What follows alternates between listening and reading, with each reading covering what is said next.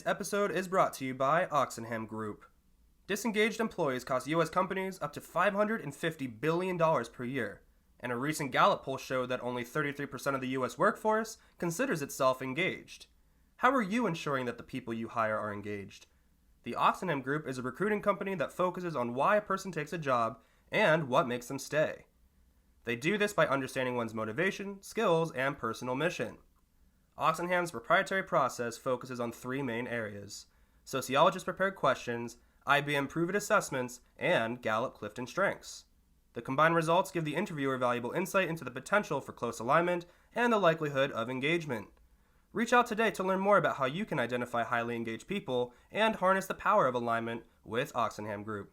For more information, please call 605-610-3026 or visit their website at oxenhamgroup.com.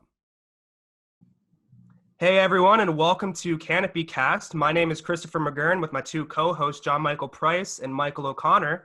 Today we have a very special guest, one that we've been following for a while, definitely an inspiration to me personally, as I am quite a soccer fan. And his name is Moali Heydarpour. Moali, thanks so much for coming on today. Thanks for having me. It's a pleasure to meet you guys. Come on the show, and hopefully the fans enjoy also. Yeah. Thank you so much. First of all, please tell me, did I butcher the last name, Heydarpour? I hope I didn't, but I want to make sure I said that correctly. No, that was perfect. Perfect. Awesome. Glad to hear it. Glad to hear it. Well, like I just mentioned, thank you so much for taking the time to be with us, taking the time, I know, out of your schedule. We really appreciate it. We're really excited to get into this interview with you and learn more about who you are, what you do, what you're passionate about, and really just, have a good conversation. So, John Michael, I know before going into this, we have like our list of questions we'd love to learn. So John Michael, if you want to go into the first one we have for Moali, that'd be awesome.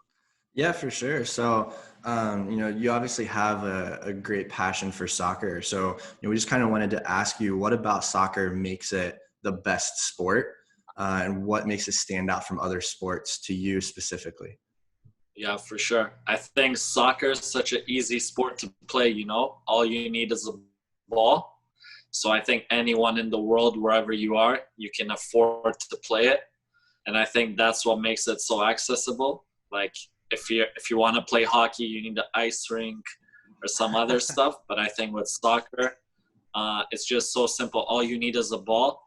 And depending on where you grew up, you probably have family members who played soccer or that type of stuff, so they'll get you into the game as well. And I think that's what makes it different, And the whole world plays this because it's so easy to play.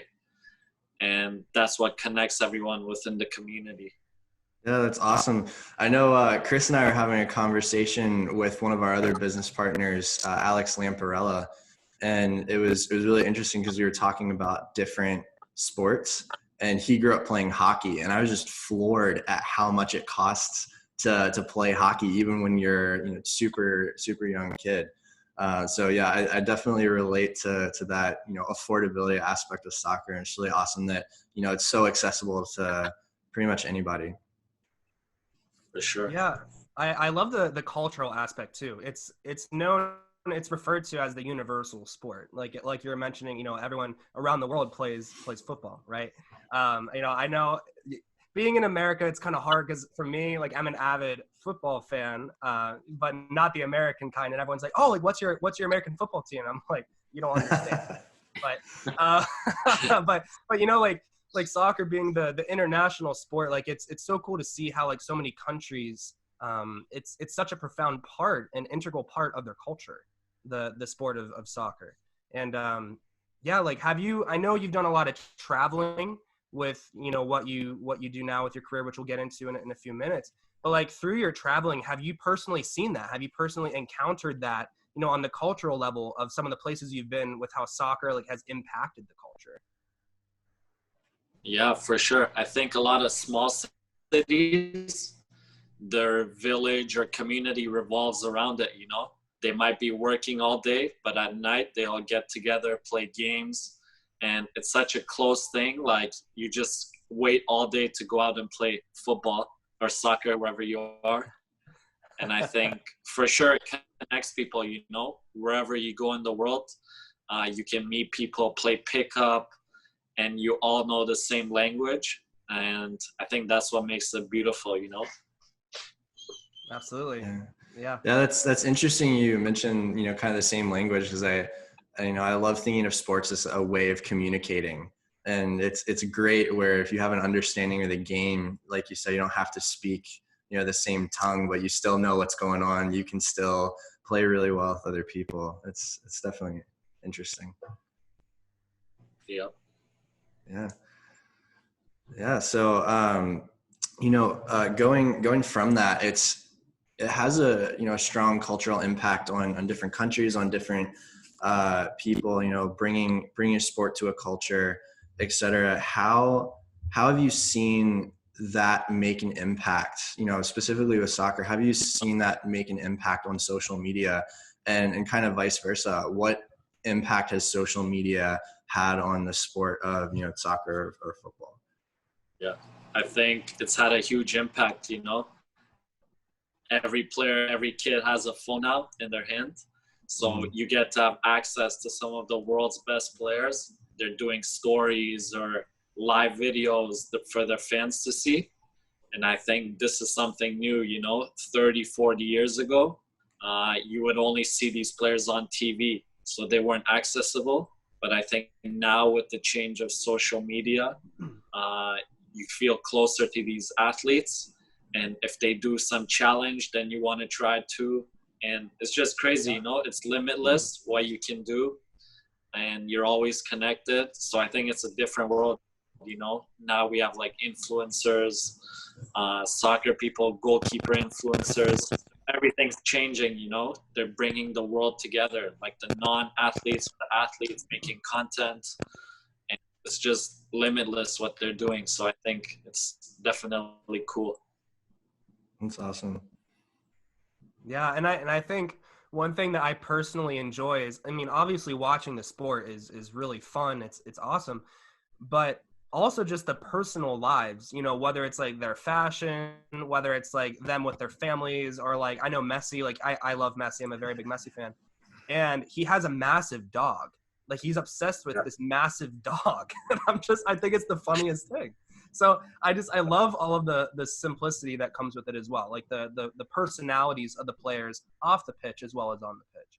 I really enjoy that personally on the social media side of things. Yeah.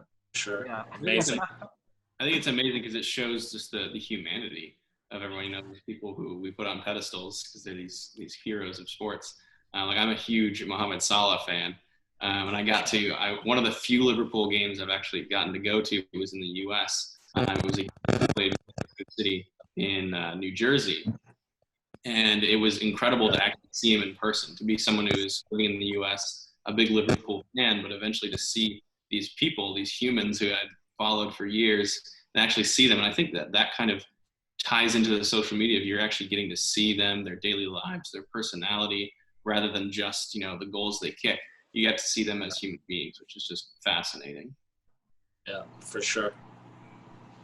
That's awesome. Yeah. Yeah. So, one thing we wanted to learn more about you, Mo, is like, tell us a little bit about your past career, and then kind of like transitioning into what you do now. I know we spoke before previously and you told me a little bit about that, but like, if you wouldn't mind, just for our listeners and viewers, like, tell us a little bit about like what you were doing and then what you're doing today, and just kind of what inspired that. What's the story there? Sure. I grew up playing my whole life. So since I was 2, just played soccer until about 21 maybe. And I got to play pro. I went to Slovakia, played in the Premier League there for a bit, just 5-6 months. And then I got injured, released, and came back to Boston. And then I was recovering to go back. And that's when we started the videos, working with different players, training, and it just started growing quick, and sponsors came in and more things happened. And I was like, okay, I'm enjoying this right now. It's hard to give up playing because you wanted to play your whole life, But once I became pro, it wasn't like, it was amazing, but it's not like all nice, because every day you have a schedule, you're under stress to win all the time. There's a lot of things, There's not as much freedom as when you run your own business. or something like this. So I think I enjoy doing my own stuff, like being in control of my own business, where I go, what I do, and not necessarily having a team schedule, you know? And I think that was the biggest difference. But I still enjoy playing on the side. So we always play for fun still, go to pickup games and that type of stuff. But yeah, so now after soccer, the brand grew and more sponsors came in, like I said. So now we get to work with a lot of players around the world, traveling, shooting at different clubs, seeing how different clubs operate, different players, and working with some of the best players, you know. And I think it's something you might not see if you were just a player your whole life. Right. So I think it was a good choice to go this way. Yeah, definitely. And I know, you know, for me, there's a lot of people I follow on various social media channels, you know, whether it's Instagram, whether it's LinkedIn, you know, all of these different channels. But I have to say, man, like your content is one of my favorite. I mean, again, like I said, I love soccer, but like it's so cool what you're doing. It's very innovative, and I don't see it being done anywhere else. So every time you have a new post, I'm always like, oh yes, like whether it's, you know, I saw just the other day, you were training like professional, like American football players doing like soccer drills. And I'm like, that's so cool. Like he's even merging different sports. Like, so it's really cool what you're doing. I just wanted to tell you that, like what the content that you're making is really creative. It's very innovative, and I think you're onto something. I really do. And I just wanted to let you know that, like, it's really fun. And I'm always anticipating seeing new content from OLEFC. So Appreciate Yeah, it. it's awesome. It's interesting. I first came across your content on LinkedIn, and I remember thinking like, you know, this is awesome. And every single time I saw one, it was kind of like a highlights reel, and I was like, oh, this is fun. I'm like seeing like all of the best, like, you know, real like clips of a game. But it was really interesting to see you so active on LinkedIn. So I was interested to ask, you know, what got you involved with LinkedIn, because you don't normally see professional athletes on LinkedIn, but yet you have such a big following. So like what kind of sparked that, and how did that grow? Because that was just, it was kind of shocking to me, because it seemed like the last place that I'd find like your type of content. Yeah, for sure. I think now transitioning from being an athlete to a more entrepreneur business person, I'm always trying to learn, you know, like where the attention is and where the focus is. And I think LinkedIn, I would say, is one of the best platforms for business, sponsorships, and that type of stuff, you know, over Instagram, Facebook, because it's not the quantity of followers, but I think the quality of people, you know, they're all business people, adults. Like you can make stuff happen with LinkedIn, you know. But if you have, like, for instance, I have 3 million followers on TikTok, and they're mostly kids, you know. Obviously, we want to entertain the kids and keep them training, but I think it's important. You also need to focus on the business side. So I think LinkedIn, you get access like business to business connections, and that's where you can make the big stuff happen. absolutely. Yeah. Another thing I wanted to ask you was, with all of your, you know, traveling, all the different, you know, players that you've trained, like, are there any specific memories that stand out to you? Are there any like real highlights, like, oh, like, you know, you have a certain player that you just love and you got to meet him, or you got to train with him? Like, you know, are there any real memorable moments for you? Yeah, there's a lot. I think maybe one was meeting Messi at the World Cup. And then another one was playing 2 against 2 with Neymar. Oh my gosh. Come on. That cool experience. And then let me see. There's been a lot, you know, watching the World Cup final. We did a lot of crazy stuff with Adidas, one of the sponsors. We were like using the helicopter and bungee jumping down with soccer balls. So we've done some crazy stuff, and I think that's one of the few. Wow. That's awesome. So awesome. Wow. So you said that you did 2v2 with Neymar. Was Neymar on your team, or were you playing against him? Again, so it was Neymar and his friend against me and my friend. Oh, Just like 2v2, 5-10 minutes, but it was good. did you score on him? Please tell me you scored on him. I think it was 0-0 at the end. Wow. Okay. Oh, hey, you know what? That's quite impressive. Yeah. Given that he's one of the best soccer players in the world, I'd say that's. I bet that was a long 10 minutes. Yeah. I don't think he was trying, because he was just relaxing and doing some skills. And I think he kept passing to his friend, and his friend would mess up, So He just wanted his friend to look bad. Oh, boy. yeah. That's awesome. No, I'm sure those experiences are incredible, and you'll never forget them. So Sure. yeah, thank you for sharing those. That's awesome. That's really For good. sure, man. Yeah. Mike, do you have any questions? I know we talked previously. I know you had some cooking. Do you have any? Yeah, and this is a loaded question, I'm sure. But what is your favorite club? Because I mean, like you said, you played professionally in a club. Do you always root for them? What's your team? Not the club I played for. But I think growing up, it was Barcelona, Ever since Ronaldinho played there, I've been a Barca fan. But now, since we've been working with so many teams, I think it doesn't really matter anymore. We like to follow the players we work with. But I think one club I really like to work with is one in the Turkish Super League. They're called Istanbul Başakşehir. They're a fairly new team, but they're doing great in Europa League and some other competition. I think they were like second last season. Wow. And they have all these like famous legends on the team, like Robinho, Arda Turan was there, some big players,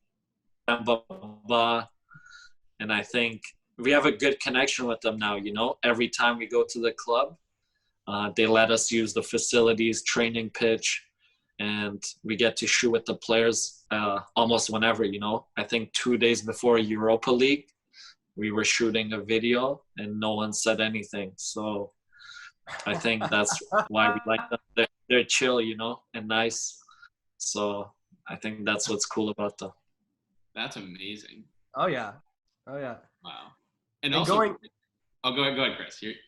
No, you're good. Go ahead, Mike. Yeah. I just say, what are your thoughts on the MLS? Like the way that it's progressed in the last couple of years or so. Like it seems like it's grown a lot faster. Honestly, faster than I was expecting. Like I've watched Premier League for a long, long time, but I haven't really got into MLS until very recently.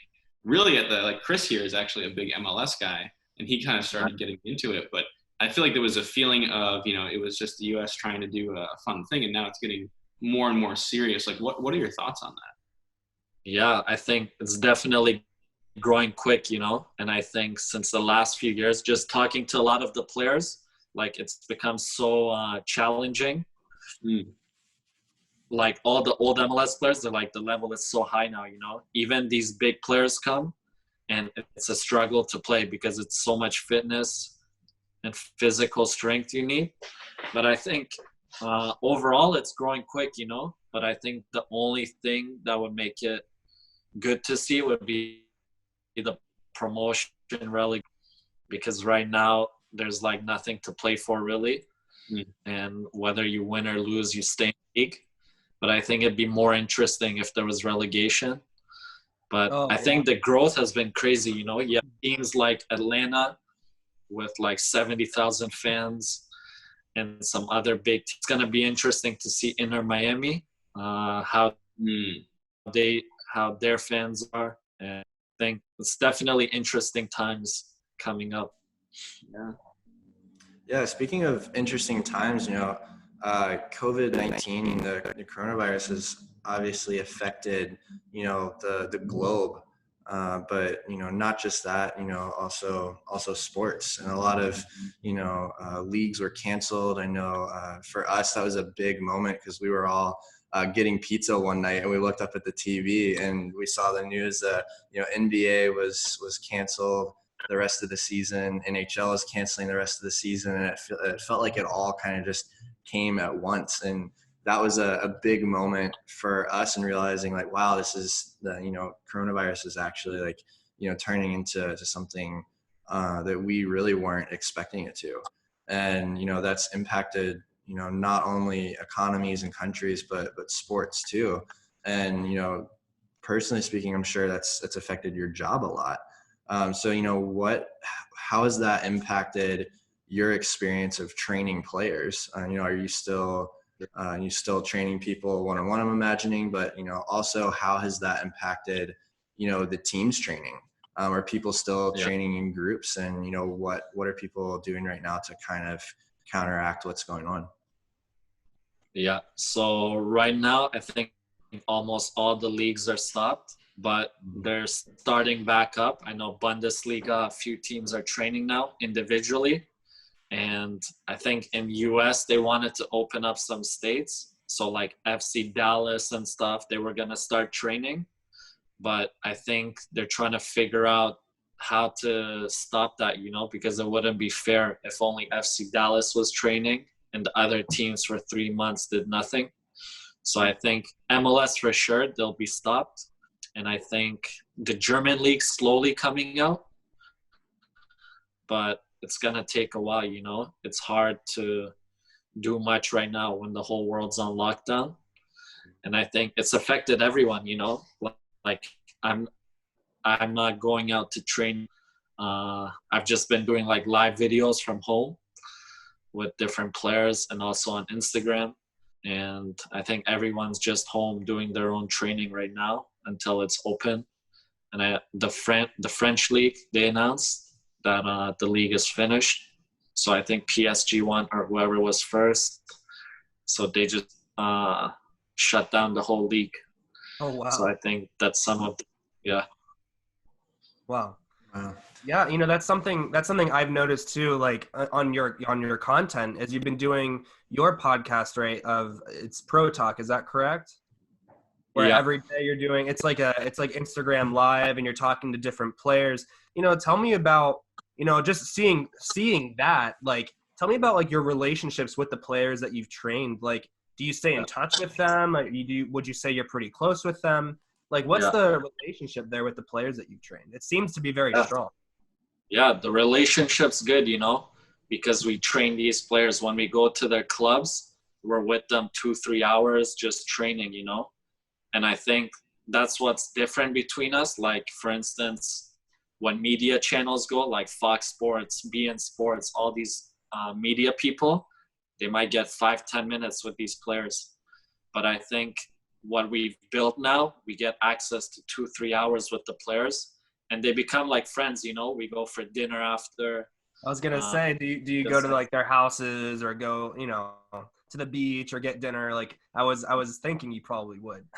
Yeah, sure. Every player is different, Some we go, some we don't. Sometimes we're in a rush, so we go to somewhere else. But of course, if we have time, we go hang out together. They show us around the city, just chill, hang out. And I think they're all normal, They're just humans. Yeah. So it's nice. That's fun. It's very fun. Yeah. Well, we only have a few minutes left. So guys, if you have any last questions for Mo, feel free to go. Yeah, I actually had an interesting one. So I'm kind of going along the same lines. I noticed that you also put together, training programs for workouts for people. Is that correct? Yeah. Yeah. So for, aspiring athletes, whether those are, football players or just anyone looking to keep up exercising at home, like what are some tips you have for people who are kind of, quarantined in apartments or anything like that? Like, what would you say is a good thing for them to be doing to stay up on their training? Because if you can't go outside and run or anything like that, like it's kind of hard to keep up on cardio. Yeah, for sure. I think now's the perfect time. Stay at home and do your gym inside. For instance, what I do, I just fill up a bag with as much stuff as I can and use it as a weight, you know. Do everything, biceps, triceps, bench press, just with a suitcase, you know. And just do as much as you can, you know. Try and do an hour or two if you can. I know it's tough. Try not to get too lazy. I know everyone's watching Netflix and different things, but just try and put in 1-2 hours a day for your own body. Just do as much as you can, sit-ups, push-ups, and I think cardio is important too. So if you have some space, try and run, touch wall to wall, and that's just a few exercises. But as long as you keep moving, it's good, you know. Just don't sit too much. Yeah, that's an interesting tip. Never would have thought of the suitcase. That's perfect for everybody that got stuck traveling. Yeah. You got a hotel room workout. Yeah, for sure. That's great. That's great. Well, Mike, Chris, do you guys have any questions, or Mo, do you have any questions for us? For you guys, no questions, but I'm sure we'll meet up someday. Yes. Oh yeah. We'll go watch a game or hang out or something. I was gonna say my last question is, can we kick a ball around sometime? Yes. Oh yeah. We gotta do 2-on-2. I call Mo's team. I wanna win. Sorry, Chris. Oh my God. That'd be awesome. No, that'd be great to, you know, hang out and be able to do all that stuff for sure, man. That'd be awesome. Yeah. If you're ever in Denver, let us know. We'll have to go out. Do some training in the mountains, you know? Yeah, for sure. There it is. That's my last question for you. So, and please correct me if I'm wrong. The first player, you know, the first professional player that you really started to do some work with your new brand, when you started doing the training, he is now a Colorado Rapids player. Is that correct? I think so. Yeah, Kai Kamara. Yeah, Kamara. Yeah. He was one of the first. Yeah, I remember seeing that. I remember saying, oh, like Kamara, he plays for the Rapids. Like, that's pretty sweet. And I remember, like, you know, when we talked previously and then looking into some of your stuff, it seemed like he was right there in the beginning with what you're doing now. So for sure. I think 4 years ago, 3-4 years ago. Wow. Awesome. Yeah. Old time. It goes by when you're having fun, that's for sure. Yeah, for sure. Awesome. Well, great. Yeah, if we don't have any other questions here, I think our time is now up, unfortunately. But I know myself, I've really enjoyed this, guys. I'm sure, you know, you guys have as well. So, Mo, I just want to just say thank you so much again for really taking the time to be with us here on Canopy Cast. For all of our listeners and viewers out there, please make sure to check moallifc.com and all of Mo's social media. We're going to be providing links for that too, for you guys to do that. So definitely check him out. Like I said before, his content's incredible. Definitely worth taking a look at. So Mo, thank you again for being with us, and definitely looking forward to the future and hoping to hang out sometime. That'd be amazing, awesome. Guys. Pleasure, and hope you all stay safe, and we'll talk soon. Likewise, man. Thank you so much, Mo. For sure. Take care. Awesome. You too. For all you listeners and viewers, stay tuned for the next episode.